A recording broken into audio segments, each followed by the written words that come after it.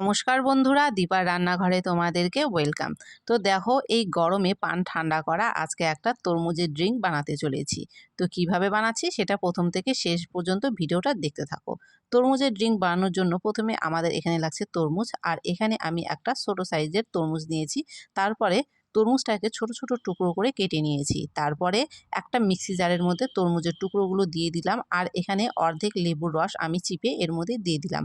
তারপরে এখানে দিয়ে দিলাম সামান্য চিনি, আর দিয়ে দিচ্ছি সামান্য পরিমাণ জল। এবারে এটাকে আমি জুস করে নেব। আচ্ছা, একটা কথা বলে রাখি, যেহেতু তরমুজের নিজস্ব মিষ্টি থাকে, সেই জন্য এখানে চিনিটা সামান্য পরিমাণ ব্যবহার করলেই কিন্তু হয়ে যাবে। তারপরে দেখো, তরমুজটাকে আমি জুস করে নিয়েছি। এখন একটা ছাঁকনির সাহায্যে তরমুজের যে অংশগুলো আছে সেগুলোকে আমি খুব ভালো করে ছেঁকে নেব। তো এভাবে চামচ দিয়ে নাড়িয়ে আমি তরমুজের যে উপরের অংশগুলো থাকে সেই অংশগুলোকে আমি এখানে আলাদা করে নিয়েছি। তো দেখো, খুব ভালো করে সেই অংশগুলো কিন্তু এখানে আলাদা হয়ে গেছে। তারপরে সেটাকে সরিয়ে নিলাম। এখন জুসটা রেডি হয়ে গেছে। এখানে আমি গ্লাস নিয়ে নিয়েছি, আর তার মধ্যে দিয়ে দিচ্ছি আমি এখানে বরফ।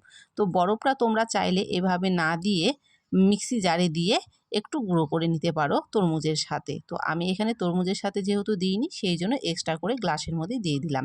তারপরে দেখো, এখানে গ্লাসের মধ্যে সমান পরিমাণে আমি তরমুজের যে জুসটা সেটা ঢেলে দিচ্ছি।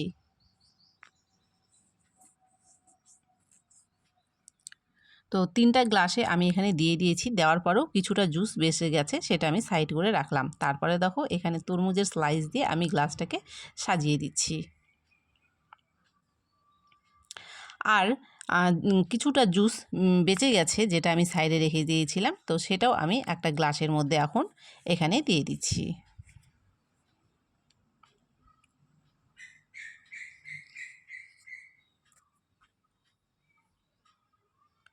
তো দেখো, খুবই কম সময়ে আর প্রাণ ঠান্ডা করা এই গরমের মধ্যে একটা ড্রিঙ্ক এখানটায় আমি তৈরি করে ফেললাম। তো খুবই সহজে হয়ে গেল। যদি ভালো লেগে থাকে ভিডিওটা লাইক কমেন্ট শেয়ার অবশ্যই করে দিও। চ্যানেলটিকে সাবস্ক্রাইব করে পাশে থাকা বেলটিকে অবশ্যই প্রেস করে দিতে কিন্তু ভুলো না।